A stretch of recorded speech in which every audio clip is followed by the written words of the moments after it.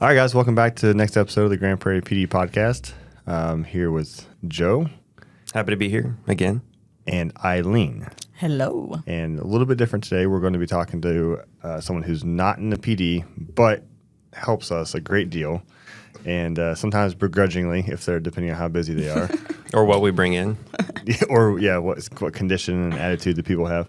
Yes. So you are, what is your job title? Detention team lead. Detention team lead. Okay, so you're kind of in charge of things. Yeah, so pretty much some of my task is either to be a supervisor when my supervisor's not there, so an acting supervisor when she is off, or a training officer.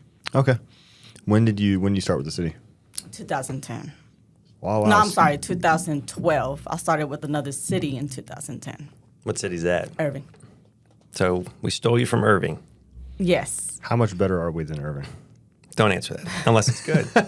Then feel free to sing us some praises. Actually, it is better. I mean, back in 2010 and 2012, and now we're in 2023, everything has changed, of course.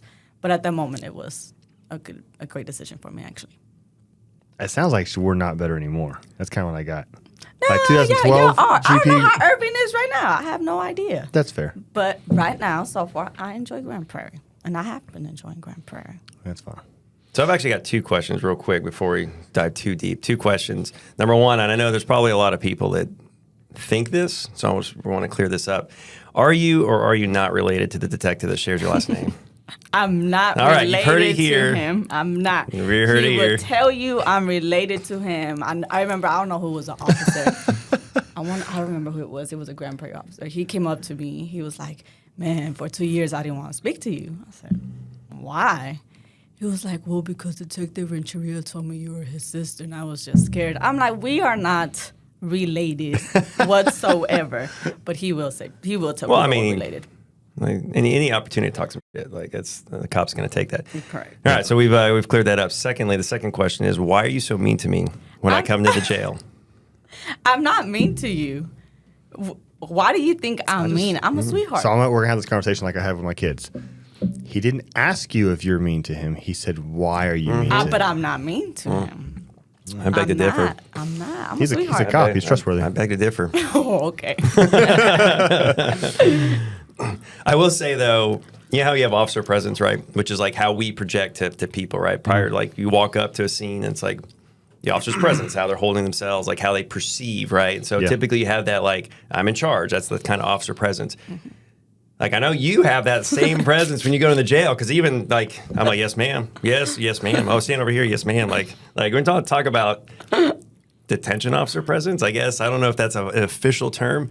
But is that something y'all go over, like in your training? We do. I try my best to tell my training officers, like, detention officer presence is really important, especially with inmates, because if some of these inmates know when you're new, they're going to know when you're new. Right. But if you walk in with authority, detention officer presence, and they know that you're about your stuff and you know what you're doing, then it's a whole different attitude. They respect you even way more. I'm just used to that, so I guess that's why I do it with the police officers as well. Because you're not the first one that's told me that. I know some of the officers be like, all right, can you, like, get out of my way? I got things to do. Like, I'm trying to, do what I have to do. But, yeah, I think I do tell a lot of my trainees that you need to make sure that when you deal with inmates, you need to get used to just your presence needs to be there all the time. You can't be scared. You can't get intimidated. You just have to know pretty much what you're doing. You might not know, but at least act like you know what you're doing or what's going on. Because y'all are about to spend a few hours with these people. Like 12 hours. But it's unlike us, right? We encounter them on the streets. We scoop them up. Correct. We bring them, and then we release them. And then We deal with them for 12. Well, it depends on what time they come in, but for 12 hours. So you guys end up having to deal with them. So your first impressions matter, right? Correct. So if they deem you, especially these career guys, they deem you as like, oh, I can mess with this person, then you're probably going to get messed with for 12 hours, I assume. Yes. Because it's the same on the streets, right? Correct. Like when we were training, they know what a rookie police officer looks like, smells 100%. like. You ain't fooling them. It's the other thing. It's not like the attitude and the way you carry yourself helps a great deal, but there are certain things when it comes to being new, you can't fix. I mean, correct. like the condition of your badge or your shoes or your belt or a little bitty things Or how you come through. speak or soft Right. spoken. Yes, Yeah. yes. That's all of that's true. It has to help whenever guys like us bring someone in and you walk around the corner and like has happened, I don't know how many times, and you give us just this disgusted look and put on your gloves like, ugh, you again. It's part of the play, you know? Yeah, that has to. Because I'm listening to you and I'm like, oh, she wasn't really annoyed with me all those times. She's just putting on a show. Yes. Okay. I don't makes get sense. annoyed with I y'all. thought she was annoyed at me this whole time. Every single No. time. I was like, man, I have to go in there. She just be comes around there. with an attitude with us, and then they're like, oh, Yeah. Oh, she don't like them. Okay, I'm cool with her now. Okay, we on the same side. I But knew it. no, I like y'all. how I guess how is that dynamic a little different? Because I mean, I guess you've never done the police side, but never having done the detention side either. Like us, it's a big deal as far as like respecting authority, and a lot of what we project avoids having to use force and that kind of stuff. But again, at the end of the day, if I got to go hands on and do something real quick, okay, fine. Because honestly, in an hour, it's your problem, Correct. and not mine. Is there some of that where you do kind of play the buddy role a little bit more, as trying to understand where they're coming from and be more empathetic, so that y'all have a better relationship? Yes. There is time that some of the officers, of course, bring in people that are upset. Right. And one thing I really do is, like, if I notice the inmates cussing at the officer or can't concentrate or focus with what I'm asking him to do, or when I'm asking him the questions, I will tell the officer, hey, I need you to step out. Right. I don't need, the inmate looking at you, nothing like that. I've been kicked out. Numerous Before. times. Yes, Yeah. and I that's remember the the first reason time why. it was you who did it, and the first time I was new here. I was like, "Excuse me, you don't tell me to leave," and you Yes. give me a look like, "Yeah, I am." I was like, And, okay. and that's the reason why. And the reason why we do that is because we get a different attitude once Right. y'all step out. They were like, oh, okay, well, they stepped out. And their attitude completely changes. And, Right. They've calmed down and everything. So that's why we do that. There is some other officers that won't listen, but you just got to give them a look and, they'll step out. So it is different. I try my best to de-escalate any situation because I can tell you right now, I've been doing this for a while, and I don't want to do paperwork, and I'm not trying to do use of force. Right. But, of course, if it has to come down to it, then, yes, we'll have to do use of force if needed. But we Right. try our best not to do it. So, yes, it is different, but we do try our best to make sure that we're sympathetic. We tell them, hey, we understand you're frustrated, but we weren't out there with you. We don't know what happened. 'Cause Right. a lot of the times they'll let us know, like, man, this officer, he wouldn't let me speak. He didn't hear my side of the story, or, cuss the officers out and stuff like that. So we try our best to be like, look, we understand where you're coming from, but Yeah. just follow our instructions, and we'll try our best to help you out. And I would say 95% it does work. How far do you take that sometimes? How far what? Like when they start telling crazy stories about what happened on the scene. Like, how far are you just like, oh yeah, Sometimes it depends on how serious. Like if it's anything with me, there's times I'd be like, hey, you know what? Everything in here is audio and video recorded. Because one, I'm not trying to go to court and say that I was there. Ain't nobody when- trying to go to court. Yeah, exactly. I'm not trying to go to court when they're like, well, hey, you were there when he's made, this comment or he was talking about the story. Right, And I'm yeah, like, yeah. hey, everything's audio and video recorded. Tell that to your attorney when you get an attorney, and he can try to help you out. And they'll be like, oh, okay, cool. All right, that's fine. Because I'm not trying to go to court. It's so funny because so much of the time people think about us like that we just want to be involved in everything and stick our nose, which it is our job to a degree, but so much of the time we want to not be involved in stuff like that. Like do I need to hear this right now because I'm gonna have to go to court? Like, is that a thing that needs to? I don't need to do it to do my job, so I'm good, hands off. Now, if it's like a classy ticket, I'll be like, it's a classy ticket. Yeah, Okay, sure. go ahead and tell me your story. So, if you need to vent, because some of them do just need to vent. They need someone to hear them out. And once we do hear that person out, then, of course, that will be like, hey, thanks for helping me out. Thanks for listening to me, because no one else will listen to me. And, they calm down. Yeah. But there's been a couple of people. I know one, he was here for murder, and I was like, no, don't tell me Yeah. anything. Like, Oh, yeah. 'cause you would- keep that to you would yourself. 100%. Correct. Or like They subpoena everybody on yes, the murders. or like felony assaults. Nope. I don't want to hear anything drug related. No, I don't want to hear anything about it. You ever get like weird feelings when you're dealing with people? Because like with us, it's like say a murderer. 9 times out of 10, we're dealing with him at least in the beginning. There's a really good chance that we got a gun in our hand. We're engaging on a more tactical level. You're just in a room with you and a couple other people having a conversation. Correct. You ever get just a vibe from people like you're just a bad dude? I don't want to say I get a vibe. I don't judge anyone because, of course, they're innocent until proven guilty. And everyone You don't have to be PC. You can be honest. Well, I'm just saying. I'm trying to be professional. No, that's not what this is about. But I don't judge anyone. I don't, because we deal with the people on the worst day, right? Yeah. And I don't know how they really are on their good day. I would say that. So no, I don't get weird vibes. I'm just like, man, you're here for like something serious. Like, yeah. I'm thinking like, what made you allegedly do that, or what was your thought process, or what were you thinking at that moment? But no, I don't get weird vibes. Yeah, it becomes a normal thing because you have people like true crime podcasts or the shows. Remember, like I remember my mom growing up. My mom watching all those like CSI shows and whatnot. Like everyone has this thing like, oh my gosh, that's a murder. Oh my gosh, that's a serial robber. And it's like that's like a kind of a normal occurrence for us to be around these people. They're like, you murdered 2 people. Yeah, it'll be out of Dallas County.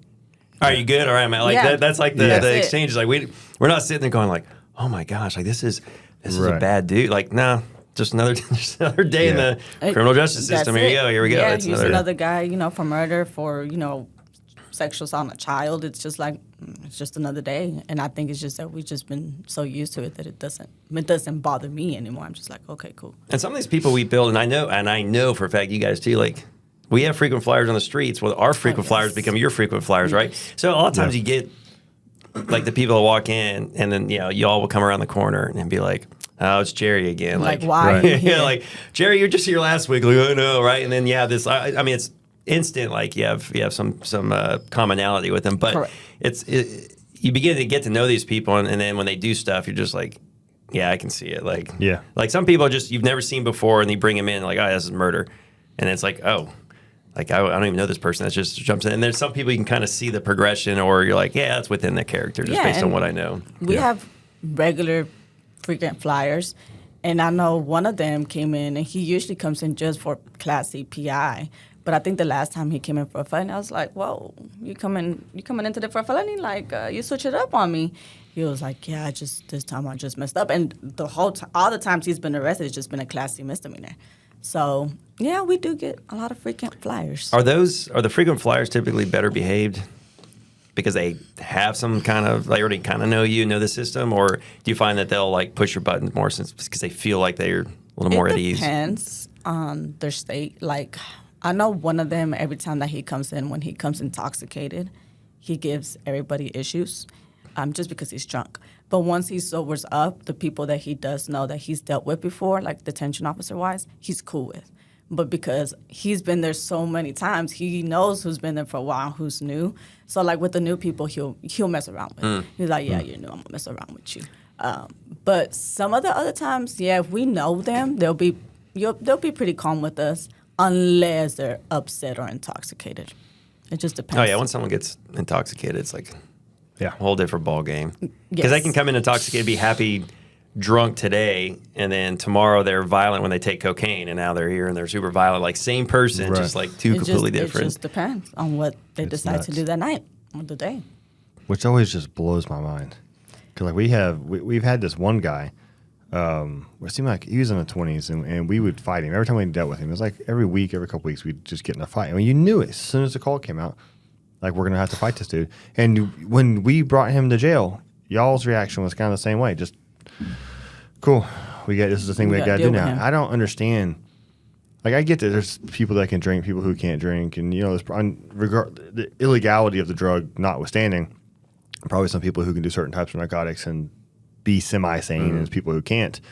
But I don't understand the people who, it's going to set you off. It's going to put you over the edge. And the way that we see people behave, it's just absolutely insane that people will habitually do that to themselves. That's why I'm like, why are you drinking? Like, when you're drunk, you're not a happy drunk. You're mad, upset drunk.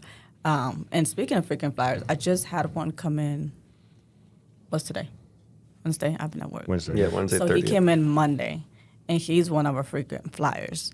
But he always comes in drunk, and I call him the runner. So every time he gets a chance, he'll run. Like he'll try to take off In the jail. But it's The just shortest because, run ever. Yes, because he's not going to get anywhere. And pretty much that when we booked him in the other day, he did the same thing. But he was really intoxicated. He couldn't even stand up. 2 of the officers had to hold him up. So when he thought he had the chance to like take off, he tried to like turn on my coworker and try to take off, but my coworker just grabbed him. Like, where do you think? He just where like do fell you, down. Yeah, like where are you going? Like you're not. It's like, we know this is going part anywhere. of your thing. Like it's not gonna happen. But when he's sober, he's one of the nicest person. Like he's like, yes, ma'am, Really? no, ma'am. Yes. I mean, generally, even our frequent flyers, generally when they're sober, they're pretty respectful. You can have like an Yes. adult conversation and kind of like get to know them a little bit even more. So, but yeah, when most of them get drunk or high, it's like a different ball game. It is like a different. completely different person sometimes, Yeah. and it's hard because it's like, I know you're cool when you're sober, so can we see that version? Not Like, this other version. no, because it's always. Because every time they're sober, you're like usually making a consensual encounter. You're not actually stopping for anything. You're just like, Yeah. oh, hey, what's up? What's going on? Where you headed? Like, everything good? And it's usually someone calling in or whatever if they're Right. drunk or high. Or if you show up on a call, you're just kind of approaching and looking at him like, what kind of day are we? Yeah, no, like oh, God, I hope he's sober. Like, I am not in the mood for this right now. I was trying to go to lunch. Yeah. It's like, oh, I'm going to do so much paperwork here in a couple of minutes. So is this, being a detention officer, is that something you always wanted to do? No. What did you want to do? You're a kid. They're like, what do you want to be when you grow up? Actually, growing up, I said I wanted to be a teacher. I don't know why, but that's what I said. And then my freshman year in high school, I went to a charter school, and I went to criminal justice. And then my senior year, we were able to pick an internship, and I picked the Irving jail. And then when I graduated high school, they had a full-time position. So I said, yes, why not? You know? Right. So I took it, and then I've been doing it ever since then. But no, this was not what I wanted to be when I was growing up. Never thought I would be where I'm at right now in law enforcement. I mean, you stuck around. Talking Yeah. I 13 did. years right now. I did. I have 7 more years, and I can, if I want to, leave. Because that'll be my 20 years. Now I'm going out on a limb here. A lot of people I know use detention as kind of a segue into law enforcement on the outside. Correct. That's for like in a patrol capacity. Is that anything that you have entertained or do or would? No. No. Why is that? A lot of people kept telling me I should go to PD, but it wasn't for me. Police is not for me. Like a police officer, no. Y'all, with the weather being outside when it's hot, when it's cold. The jail's just always cold, though. Yeah. Yes, and that's So- okay. I was But thinking, when it's all hot right. outside, when it's hot outside, Like last couple weeks. But yeah, when it's like 113 out, I definitely am envious of But then still, I detectives walk or- into the detective. Shut up. But no, I walk into the jail though, and I'm just like, ugh. It's just so enclosed. And my It is. personality, I don't like even doing the detective thing. I don't even like being You got some inside doing big ass that. windows next to you too. Dude, and I had a huge impact on my mindset because I used to be on the other side where it was all indoors, and dude, it drove me crazy. I gotta get next to the nothing window. but concrete down there. The only windows you have is at the bondas, I would say. Right. That's it, just at the bondas. But in the booking area, you don't have any windows. No. So, I mean, I personally, I'm glad I'm in law enforcement because, of course, it's made me think differently of law enforcement. And it's been a great career for me. And, of course, I can retire in 7 years and go on and do something else. Right. Yeah, and you'll still be young. Like that's the Yes, great thing. At I 20, will you be can young. you can start another career. Yep. You can. I know Go my do- husband told me 7 years, if you want to leave, go ahead and leave because that's your 20 years. I said, you know what, you're right. And I can go do something else. I mean, I say I'm gonna leave at 20, but then it's like, you know what? I can't really predict what I'm gonna feel like. Like I don't feel like I'll like be at that time be like, oh, I absolutely need this job. But you get to that time and be like, nah, I still got a few years in me. Like I'm not ready to leave yet. You know, we're always like, I'm gonna leave at 20, and then it's like your retirement rolls around. They're like, "Hey, congratulations for 35 years." And you're like, Right. Like, what happened? Yeah, that's my dad's at 35, Wow. and I ask him all the time, like, when are you going to retire? Other people ask me when he's going to retire, and I'm like, he's I don't know. He just still enjoys it, still doing it. No reason not to. So. Well, I can say in 7 years, I'll be leaving. Well, I don't know. I'll be leaving the jail or the there it is. police department. I've been thinking about probably going to like another area, but definitely I don't know. Another area, like another division within the another city? division in the city. What interests you? Well, now actually, Animal control. no, I can't do it. I'll be so sad. I can't do animal control. Yeah, you would. Me Yeah, I and Katie can't just do talked snakes. to. Ooh, no, I don't like snakes. Okay, well, no, you I can't just do that. can't do animal control because I can't. Because I know I'll be like sad when no, I can't do that. But it depends because of course now that I can get my bachelor's degree, I'm thinking about getting business. Okay. So if I get it, that's going to be my goal. That I do want to get my the bachelor's degree. Then I'll probably just leave at 20 and go ahead and do what I want to do with my degree. Very cool. And you're referring to getting college. They're introducing a program where the department will actually pay for detention staff to attend college remotely. Is that correct? Correct. Yes. Well, I mean, what's the limit on that? Is that you can get a 4-year degree? Really, I don't know yet. I think they're still working out the kinks to it, so I'm not sure of all the information at the moment. Hopefully, we get the information pretty soon because I'm still waiting on the information. I know they said it was going to happen, but of course, they have to work the kinks out of it and everything. So hopefully, it is 4 years. I mean, but any help is great, so I'm not going to complain. That'd be huge. I mean, you get out of high school, you're looking for a job, and I don't know what the salary works out yearly is, but you're not making bad money. And then to be able to get a 4-year degree while you're doing that and you're making money instead of paying loans and Correct. Man, Student loans, yes. Yeah, The only other place I know does that for sure is the military, and it's like that's not necessarily for everybody. right? So having other options to, especially enter like local government and stuff like, because it's honestly pretty cool to see this side. Like, you know, most people drive around their cities and not have any realization of what it takes to like run a city, Right. And so to be a part of that, like it is pretty cool on a lower level. I've been to like DC and stuff like that. That's a different animal with how big it is. But like local government's actually really, really accessible, and it's cool to be a part of it because it's just very like it actually affects the lives of people on a very real level. Because even us and y'all like there's people that come in that need help, whether it be mental or medical or whatever. Like I arrested this woman on a felony warrant, and she's been hiding out for over a year on this felony warrant. I finally got her. She had an infection in her leg that was like. it was me and you that dealt with her. Remember? Yeah, so she came in. Me and you. Yeah, so then I didn't really understand the extent of the infection or whatever. But taking her to the hospital, the doctors there was like, yeah, she was pretty close to losing her leg. And granted, it was an infection from shooting up, but. Right. She told me that she wasn't going to seek medical care because she was scared of the warrant. And it's like, you're about to lose your leg. Or it could go into sepsis and you're going to end up dead in your room. But it's like because of this contact, we ended up. Yeah, because remember she said that she didn't want to go to. I don't think this happens, but she said she didn't want to go to the hospital because she thought they were going to run her name and found out that she actually had warrants. And I was like, I don't think hospital runs. Yeah. No. Yeah, I don't think hospital Pretty runs sure they're any not warrants. legally. They don't even have access to the system. No, I think if you go there on like an emergency detention or something like that, I think. But even then, I've known guys getting released that had felony warrants. So I don't really think they care as much because that's not their Correct. Their lane. But so I took her to the hospital and they were like, oh yeah, we got to take an emergency surgery. And I was like, yeah, I'm not waiting around for that. So I left her there. And then rearrested her on the warrant like a month later. When her leg, I gave her time to make sure her leg was healed and all that stuff. Yeah. But like without that contact, like she would have lost her leg and possibly lost her life. So it's like it's a weird way that sometimes that we end up helping somebody. Yeah. Because of just encountering them on the 'cause street or even in the jail. Most of them don't want to help themselves or go to the hospital themselves when they're out there in the streets. Of course, once they get to the jail, they can be like, hey, I need medical attention for something that I've been prolonging to take care of. And, of course, we can't say no. We're like, okay, we'll go ahead and take care of it, whatever.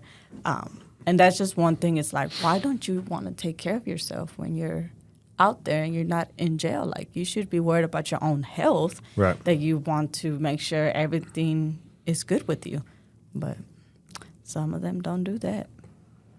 So I'm going to give you a little time to air your grievances here. So we're going to talk about pet peeves. So officers bring people in. So here's your opportunity. So let's get it on the table. Like, what do we do that annoys you or the rest of the staff? Because I know there's some things. And you can't say you're arresting people. I can't bring say them that. in. Can't say that. Because even if you said that, I'm still gonna do that. I think one of my pet peeves is with some of the officers that I've dealt with. Of course, I've been doing this for 13 years, and we deal with a lot of charges. We deal with detectives. We deal with judges. So we have an idea of what the charge means, or what the detective's going to go with, or what they're not going to go with, or stuff like that. And there's times that I've told the officer, like, hey, that's not the right charge. That's not the charge you're trying to go with. And sometimes they don't want to listen. They'll be like, well, who are you to tell me what to do? Like, how do you know? Like, this is my job. And I'm not trying to tell you what to do. I'm trying to help you out, right, so you won't have to do extra paperwork later on, or a detective or your sergeant doesn't come to you and say, hey, this is the wrong charge. You should have gone with this charge. Right.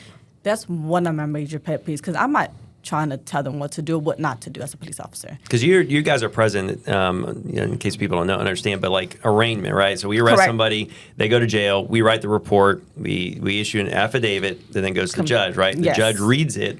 He reads if there's probable cause, all that stuff, and then they present it. So, but you guys have to be there because they bring out everybody, and the judge says you're under arrest for this. So you see where the judge is like, oh, this person doesn't I don't believe that the probable cause is right or the charge is right, and then you guys have to deal with. Well, now I got to get in touch with somebody. Yes. Because I can't just release them, so I got to find somebody. Right. So you see it on that back end. So you see a lot. You probably have a better understanding of that aspect than we do. Yes. I've seen an arraignment done once. And then I work the bond desk too. So, with detectives, they'll send over, charge modification forms. Hey, we need to drop this charge because it doesn't meet the elements of the offense. Or, hey, we need to drop this. Or, hey, stuff like that. And it's usually like scrambling, though. And there's so many charges, like from the detective side of things, that sound right, and maybe it lines up in the book, but it's as a matter of practicality, don't get applied because it doesn't fly on the county side. So you wind up making adjustments, and y'all are going to see those adjustments. Or if you're like a theoretical detective that's been doing this for well over a decade, and you get a warrant for a charge that was amended and removed in 2011. Yes. And then you realize your mistake later, and you're like, This is a very specific example. It is very specific. I wonder why. Yeah. So and then you get an email and you look at the book. You're like, no, 2011. It's discontinued. It's like, I'll go ahead and get something like that. Is great to hear, because when you enter the guys in the system, it's still in the system for some reason. So you can click it easily and roll with it. Exactly. And so it's good to hear. Hey, I know it looks right, and you click that one, but it's actually that doesn't exist anymore. Because the biggest one we had that we've been dealing with. That we were dealing with, because I haven't seen it for a couple of years, was the aggravated assault with deadly weapon. An aggravated assault with deadly weapon is an F2 that we have in the system, but because they see aggravated assault with deadly weapon, domestic family violence, they click that charge, but that's a felony 1, meaning with serious bodily injury. Right. So that's the incorrect charge. So I'm like, hey, that's not the right charge. I'm like, but it's domestic violence. I understand it's domestic violence.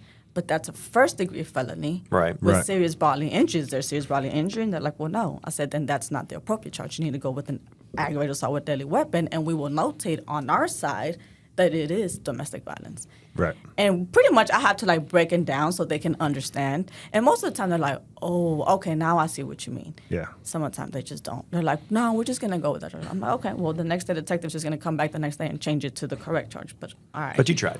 I tried. At least I tried. And then they wake up to an email saying their charge was dropped. I'm like, oh, she was right. Yeah. And then they got to go back to jail later and see you. I don't know if they ever say she was right. I don't think so. I don't think so. It's a nice thought, but I don't think so. I don't think they're like, man, the detention staff was right. See, my personality, when that has happened to me, and it's just like I'm thinking about nothing. The next time I go in the jail, I'm like, I'm going to see I'm going to see Ailen. And she's going to look at me and she go, hey, remember Jackass? Remember when I told you that? And you didn't listen? Yeah. Yeah. She actually might bring it up too. No, she would, 100%. If I remember, yes. There's times, it's been so many times, and There's arrests that they still mention that I made like years ago. What arrest? Like or even recent ones that I made. Like They do? well, yeah, like your supervisor contacted me about the naked dude I brought in a few weeks ago. That was I'm still being punished for that. The naked dude. I mean, as a general rule, it's rude to bring naked guys into. I mean, it's how you find them. Like, it's not like That's true. it was like when you find them that way. It's not like I can like So did you- turn around and like find some stuff in the bush or like make some like a loincloth And out of it a feels so awkward local- too. You almost feel like you're not wearing clothes because you're walking this naked person and you're like, I know this is wildly inappropriate and like a crime anywhere else if you were to put handcuffs on someone and parade them around naked, but it's like I don't have a choice. Now, with that, I would say if they do bring anyone in that's naked, I know some of the officers, like in the Sally Port, will call detention staff, hey, can you bring me like a blanket or something to cover this person up Yeah, that's a good idea. so they won't walk in naked because there's cameras everywhere. So that's what I'm gonna go with. Usually, some of the officers be like, "Hey, can you bring me a set of clothes, a blanket, something to cover this person up?" So it That's won't a good be idea that I've never had. disrespectful. Yeah. I mean, it's not for the record. It's not a common It's thing. not. We don't get No. naked It people a lot. happens, yes. We And, contact people a lot when they're naked in Yeah, don't bring a them. weird amount of time, actually. But we generally have an ability to get them dressed before we take them to jail. So, what are some of the other grievances? Because I know there's others. I know I'm talking like, yes, you've sloppy searches, and then you're finding stuff I mean, or I whatever. think that's Like everybody's yeah, pet peeve, that's sloppy searches. Yeah. That's and actually, I find like when they find something that I should have found. I'm not talking like something crammed in the seam of their pants or whatever. Because you guys do a much more thorough Correct. search than us. But when they find something, it's like Like in the regular jeans. I was like, damn it, I should have big jean found that. Like it's like embarrassing for me a little bit because I'm like, And I'm nervous I the should have whole done. time. Oh yeah, Like that's the only time that, like when y'all ask, because when I first started off, you're like, hey, can you step out? And probably just the way I was in my last department, I'm like, that felt weird. Once I get used to it, I'm just like, okay, like, are you going to tell me to step out now? Like I'm waiting for my handcuffs. But I'd still want to hang around and kind of peek in through the little window and make sure because you're taking off the shoes and doing all the. I'm like, don't find anything, because it's just that's a fear of mine. I think one of the other pet peeves I have is some of the officers don't thoroughly go through their property. Don't get me wrong. I know some of those officers hate, because even I hate myself going through a female's purse. I hate it, 100%. Because some of the females have so much junk in their purse, and it's just everywhere. what kind of junk? I mean, they just have junk in the purse. They have a lot of coins. They have, feminine products, stuff. Yeah. But see, that's why I tell officers to always wear gloves. Some Right. of these officers do not wear gloves when they go through their do property. know that. I've seen people. They do not. And I'm like, why are you not wearing your gloves? Like, why are you not wearing your gloves? Like, first off, you don't know where this property's been at, correct?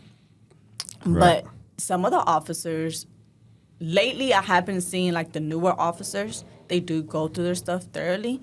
But some of them, most of like the veteran old heads haven't. And like in the wallet, we be finding drugs, cocaine, stuff like that. Yeah. Or even like, Because you don't want to go to court. it's true. I know one of the officers brought someone So in. I didn't find drugs. She found drugs. I don't know why I'm here. She's the one who found Hey, it. I told the officers, don't put my name. Don't do it. But I know one time an officer brought this person in. And I'm going through the property, and I kid you not, like usually I'll dump out everything from the property Right. bag. And there's like a baggie right there of cocaine. And I looked at it, I was like, is that yours? He's like, oh, I didn't know I put that in there. What are we doing with this? Like, I can't take this in. Like, you didn't pay attention? Did you find it? Like, what's going on? He's like, nah, I didn't even know that the person had it on them. So it's like, clearly you're not doing what you're supposed to be doing. Right. Because it wasn't in the wallet. It was in the property bag. So that tells me that you put it I'll in tell you the exactly property what bag. happened. And I think Yep. that's what happened. They weren't paying attention. And that's another one of my pet peeves. Go through their property. Sure. Trust me, we're going to double check behind you, make sure there's nothing else there. But some of the officers, they're getting pretty good at going through their property, but some of them still don't want to go through the property. And then, of course, they go through and they give us back the other contraband, the nefarious items such as lighters. And anything with batteries. Look, that's not with matches. us. That's with the county. I know. It's County, you guys. But that list seems to grow. Like I remember, like you guys would take anything. We bring it in, like here you go. Yes. It's like a severed hand. It's like, all right, here you go. We'll book that in, and then all of a sudden this list, and you're like, oh, okay. And then that list has grown like over the years to now. It's like. It's literally Dallas County. like Dallas County's like, okay, they have to be naked, no property, no property. So now, but then when I bring him in naked, everyone's like, oh my god, like can't believe you brought this guy in naked. Like even, and just for clarification for anybody who doesn't, like we're not talking about stuff they can have on them, just stuff that's in their property. correct. Yes, That is stored away from them. It's like, well, I recognize that you shouldn't have matches and a lighter on your person, but they're not touching these things, so it's kind of weird for us. I know, was it like 2 or 3 weeks ago? Dallas County came to pick up, and this person had like a little small backpack, little pouch, I would say, like this size, in the property. And the transport officer's like, hey, do you mind if I go through it? And I was like, well, I mean, we went through it. He was like, yeah, I understand. He was like, but just recently, when we got to the county, we went through, because they go through their property once they get to county. He's like, I went through a little small backpack just like that, and I found drugs. Oh. I was like, oh, yeah. He's like, if I can't search it, then I'm going to have to leave the inmate here. You're going to have to book it. I was like, oh, no, go ahead now. Yes, go ahead and search it. I said, I'll open it for you. And he opened it, and he went through it. But, we do know that they do go through their stuff because it's happened before where they do get to county with us, and they find drugs in the person's property in county. So they have to put an at-large warrant because, we didn't find it with us. So that's one of my other pet peeves, if they don't go through their property. and drugs have been found inside the jail, right? So obviously there's only so much a search can do, right? Correct. There's places that someone could stash some drugs that could make it through into the actual jail itself. What's the procedures if you see somebody or find somebody that has drugs on them in the jail? Because I've been called a few times for people that have been found with narcotics. If we never have. You haven't? Mm-mm. If we suspect someone, so we have a tower officer, and one of the main jobs is to observe and look at the cameras, make sure And the tower's like the big guy, right? Yes, I know they open the cameras, open the doors, all that stuff, right? And I know they'll be like, hey, this person's acting weird, or hey, they're passing something off to each other, or sometimes the inmates just be like, hey, so and so is saying that she has or he has drugs on her person. We got Snitches. we got rats Yes. in the GP jail. We had one actually. Damn. And this person told on this other person, like, hey, she's saying that she had drugs on her. So sure enough, we pulled out this person, and yeah, she had dope. She had marijuana. So when that happens, we have to pretty much pull them out. We have to search their whole cell, and then we will conduct a strip search. We will ask them, like, hey, do you have anything that you might as well go ahead and give us? And they still stick to the story that they don't, then we'll still do a strip search. A lot of people don't know that if you do bring it into the facility, it's an automatic felony. Especially like marijuana. Right. Marijuana, like a little bit of marijuana is a misdemeanor all day Correct. long. Minute you step into the jail, it's a felony. Like you Right. just turn a nothing into a big deal. And I always tell them, hey, if you have something, tell the officer because you Right. can then work it out with the officer. But if I find it in that cell, then it's going to be an automatic felony, and I can't help you with that. You're just going to be screwed. And most of the time they'll give it up, but there's times that Yeah, it's happened where it's like I tell everybody the same thing before we go in. It's like, just a heads up, if it's small, but if it gets in there, it becomes big. So just Correct. tell me now. And most of the time, it's not even going to change the charge. Half the time, they're here for the same drugs, whatever Correct. it was, Yeah. to begin with. So it's like it literally adds nothing to the charge unless you take it in there, and it's a whole new charge. I remember we did a strip search, and she swore up and down she didn't have anything, but we had information that she was supposed to have some dope in her. But we didn't find anything when we first did the primary search. So we did the strip search. And I kid you not, we found every drug you can think of. We found marijuana, we found pills, we found meth, we found cocaine. I mean, anything. I even found some heroin too. And she had to give it up. Just a walk-in pharmacy. Pretty much. And she was so upset with me that the next day she was like so mad. I'm like, why are you mad at me? I did not tell you to put all of that inside of you. Like, I didn't do that. You did that to So yourself. I didn't want to strip search you. And I didn't. But unfortunately, the females can get away with And that's the thing I wanted to say is like there's only like just legally, morally, ethically, all that stuff. Only so far I can search a female on the streets, unless I have a female officer there. But even on the side of the road or wherever, a female officer can only get so much into someone's business, just like with the male. So it's like it is the last line of defense of making sure this stuff doesn't get into the jails. Because once they're in the jail, we are like, it's like having a child. We are their sole responsibility. Like whatever happens to them in the jail, it's on us. Right. Like so, like whether they can get into a fight with another inmate, that's your responsibility because you should have systems in place to make sure that they don't. Right. Just like if they're riding in the back of our car and something happens to them, like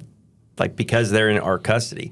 So like that's the last line of defense of making sure somebody's OD inside of a jail, which is you know. When you start having a closed space like that and you have those medical emergencies, like it's a big deal. Yeah. It is. So yes, that's another pet peeve. I think I don't have a lot of pet peeves.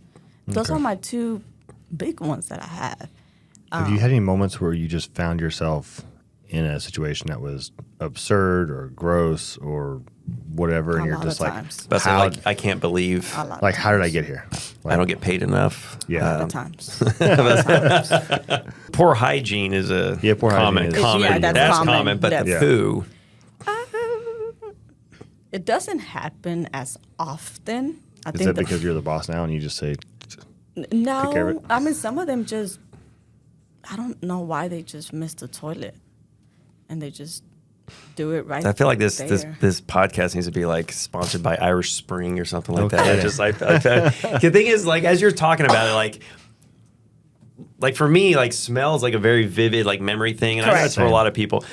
As you're talking about like the poor hygiene and all that stuff, like I'm like having these like olfactory, I guess, flashbacks of like the dudes that I read that were just like, especially when you take off their shoes, they're just like shoes. Horrible. Yeah, that's some people take good hygiene for like the general public. Like I'm gonna go to HEB, right? I'm gonna walk around. Most people HEB. Oh, HEB. Okay. Fancy. HEB, fancy over here.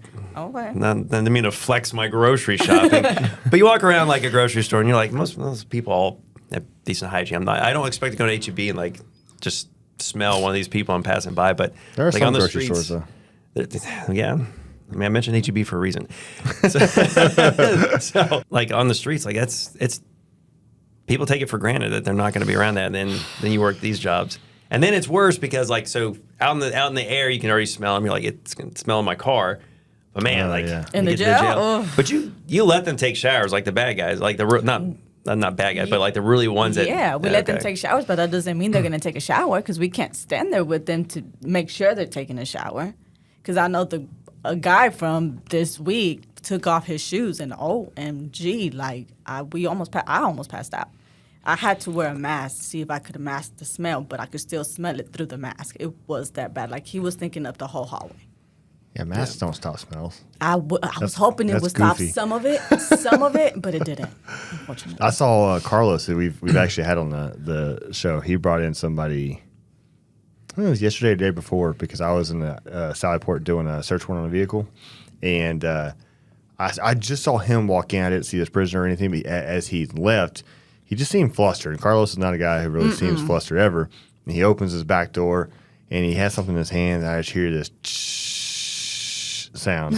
Now I'm like, what are you doing? And it being Carlos, I'm like, what are you doing, bud? And I walk around, and he's just soaking the back of his squad car in some kind of cleaner. And I was like, oh, it's a rough one? And he gives me this look like I almost quit. I did I think I've mentioned on here before, but I did a deal where, you know, like where during COVID when kids had birthdays, it was a big deal where like you just drove by the house when like stuff first popped off and no one knew like, oh my gosh, this new Black Plague. And so we did this. Kid loved police officer, so we did one for him. And but I had to throw kids in the back seat, so I had to have been an hour and a half, 2 hours just scrubbing every inch of that squad. It's like COVID plus whatever exotic diseases that are just being made by the mixtures of stuff out on the streets. Yeah. Were you working that day that dude tried to escape? No, thank God I was not. So but like, I heard about it. Yeah, I was home and I heard about it. So we had the guy that he was in on. He had a slew of felony warrants. Oh yeah, he was, but no other charges. He was just there on the warrants. Because I had booked him in the day before. Okay, so you were the intake on him, whatever. Yes, we Yeah, had so it's booked just him in. warrants. And I know he had a lot of them, and I think he said he was From Chicago, I believe. if I Yeah, remember correctly. I mean, he told us later that he knew he was going away for a long time. Oh well, he But- was done by mandatory federal life. Yeah, so was he done. Yeah. he somehow crawled up into the drop ceiling of like the I don't know what you call that area, the gen The- pop or whatever. the I guess the population, yeah. And which is crazy because it's not like he's gonna be all Mission Impossible and find a ductwork that he's gonna like because it's a concrete box, like it's all a facade. And the, it's the high. Ceiling. Oh yeah, it was It's super high. I haven't seen the video, but I heard it's absolutely ridiculous. I don't know if I saw the video, but I know he was pretty much like Spider-Man. He was That's what I heard. climbing up there. Well, he was moving all around that because they called us in. They, of course, like, all right, all the SWAT guys on duty got to come for this.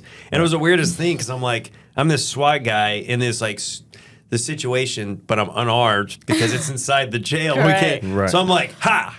Like, I'm again with my hands or whatever. I mean, we had like tasers and pepper spray. We had some Yeah. our less lethals that were in there or whatever.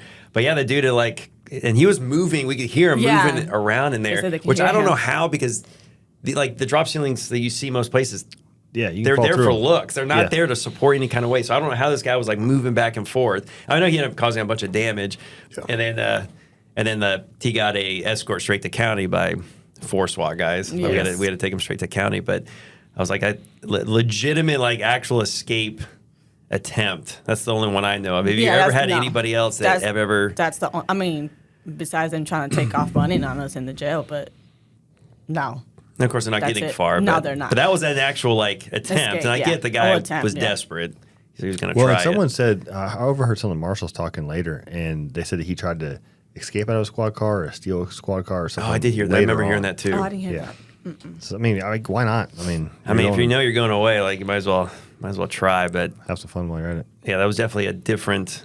Because we have the stuff for like cell extractions. If you guys have someone that said we've Yes. got the stuff for that, but I was But like, for up there? I don't know what we're like. Yeah, what is the ceilings. plan? Because if we try to like put like we can't put gas up in this place because otherwise No, we're gonna Oh, gas God, the whole no. jail. Yeah. So we're sitting there like, how? Like we got ladders and we're like, are we gonna go up and get them? Because I don't know was left up there in the drop ceiling by the workers or whatever. There could be a screwdriver, or a piece Right. of a piece of the metal or whatever. And but- I'm not going up that high. You don't. Yeah, you Oh, don't yeah, know no, what's that's- in there. yeah, that was Just wait for him. yeah. We were trying to like negotiate with him. Eventually, he gave in, right? He did. And He did come down. I mean, once I think he was moving around, and once he realized, He's not going there's anywhere. there's no actual way out. Right. It's like, yeah, man, you're like, you got to come down. So I don't know what we would have done, like what the plan was. But yeah, we were Thankfully, like, he negotiated with you. yeah, thankfully he did come down. But yeah, that's that's a first. hopefully last. Yeah, But I didn't know last. if you had any other actual legit attempts of somebody actually No. like, because I know we've had people take off from the Sally Port, like And I've been there for both. So when you don't get the doors down, and I know the tower's usually pretty good at like you pull in and then the doors come down, but every once in a while the door's up and you get the handcuff person you're putting out, and you're just like doing the seat check and they're just like gone. Yes, I've been there. I don't know where they're going because the PSP parking lot is fenced Gated. off and you're in handcuffs. Yeah. Like, but then again, you gotta. I know for the second one, they called us that the officer needs help in the Sally Port. So we take off. I'm like, where's he at? So I'm running and I see him. I'm like, all right, well, we're going to run with you. I don't know where we're going, but we're going to run with you. And then we saw the inmate. We're like, oh, wait. So finally he was able to get the inmate. We got down there and we were helping him out. We're like, hey, you good? He's like, yeah, I'm good. And pretty Just much. feel stupid. Yeah, and then pretty much the inmate had like rocks. Just he was throwing them like there was rocks everywhere. So we had to help the officer. Like rocks or crack rocks? No, like crack rocks. Oh. And we had to like pick them up and everything. And I'm pretty sure that was the reason why he ran, because he had crack rocks on him and Right. he didn't want to get caught with it. And I was like, you really did try to run. So of course we went to watch the video because we didn't know what happened prior to us going out there. And to make fun of the officer. Yeah, sure, why not? So pretty much the inmate noticed that he wasn't paying attention and just whoop took off. I was like, wow. I know one of those. He jumped up on the hood of That a was car. the first guy. Yeah, that was and the first guy. that was an officer had just bought like a super nice pickup. Oh, And no. it was like a week prior. The thing had paper tags are brand new, and this guy Jeez. jumped up on On his the hood, hood. trying to jump the fence, and ended up like damaging the Yep. hood. I was That like, was the first one. Golly. like when you park in the secure parking lot, you're like, no, my car's gonna be good. Like, Yeah. car should Yeah, be safe. especially in the police, at the police department. Crackheads Nope. are gonna be crackheads. So you never. So that's why now every time y'all pull in, we have to shut those doors. And usually Immediately. I wait.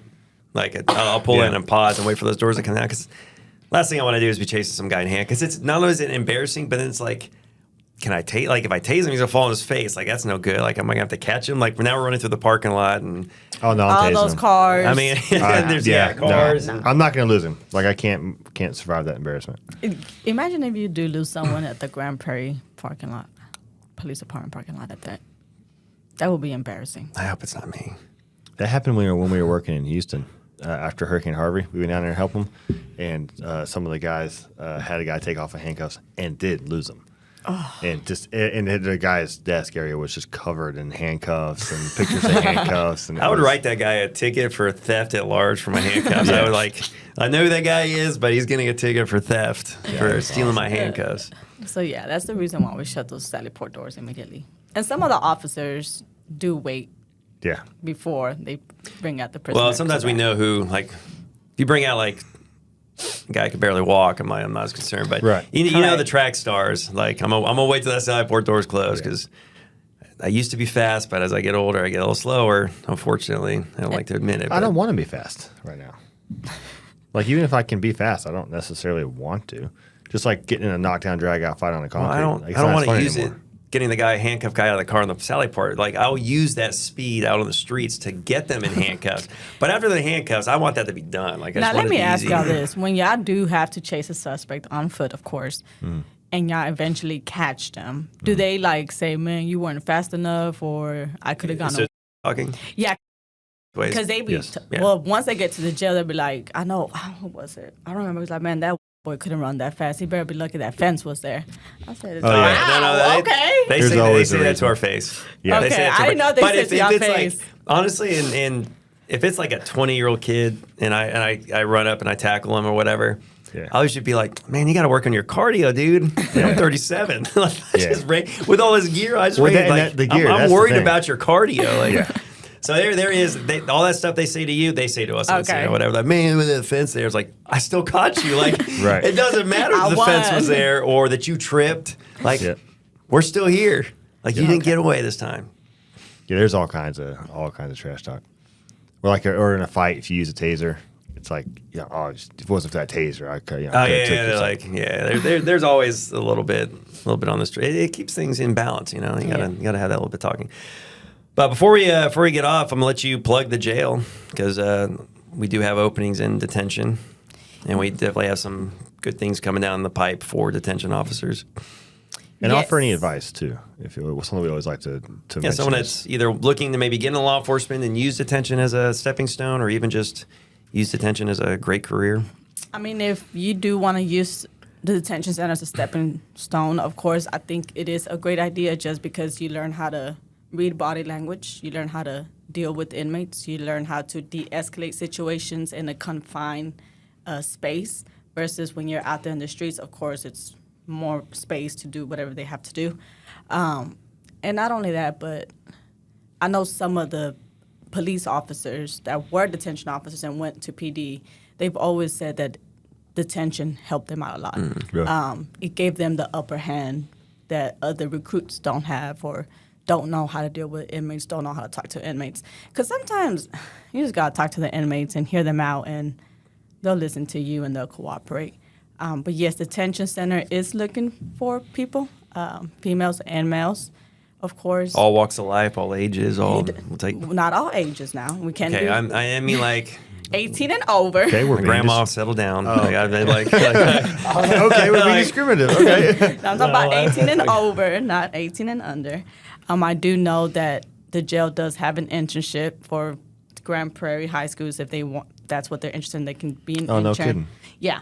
So like their senior year, we do get interns during the day, and then pretty much all they do is just they learn. They don't interact with inmates. They can't, of course, because they are a high school student or senior. But they learn pretty much the whole system. They learn how to, book property in, all that kind of stuff. So that gives them a stepping stone if they do want to get hired once they graduate high school. We are looking for people. It is, I believe it's an amazing career for me. It's done a lot for me. Great benefits. I can't complain. Schedule, I love the schedule because we work 12 hours. Right. Correct. and you take 3 days off, and it's like you're off for like 15, 12 days, just depends. So if anyone wants to come to detention, I would say go ahead and come over here. It's an amazing opportunity. You get to learn a lot. You get to see a lot of things you won't see out there. Not all of them that you want to see. Of course. So be prepared. But it's something different every day. It's not the same thing. You don't know what's going to come through that door. You don't.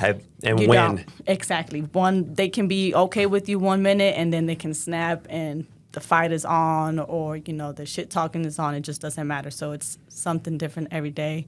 So it's a life-changing experience, especially for me. So anyone that's willing to come out, go ahead and come out, apply, and I guarantee it will be fun. Cool. Appreciate it. One last question. Do you have favorites when it comes to officers, and why am I one of them? No comment. Okay. She 100%. That's what I thought. No comment. I will say some of the officers I do miss are detectives now. No comment. Oh, that was I don't think so. I will say this. I'm not going to give y'all a big head, but I do favor y'all too. Yeah, nice. All right. It's nice to have friends in the detention center. Yes, that's for sure. it is, because we can help you out. Well, now that I'm nice and gassed up, I'm going to end on that note. Yeah, like now I'm feeling good about myself here. So you heard it. Our detention center always needs people, and Always. if you want to be a part of this journey, this amazing show, then go ahead and apply. See where that leads you. I appreciate it, Ailen. Of course. All right, guys. Till next time. Adios.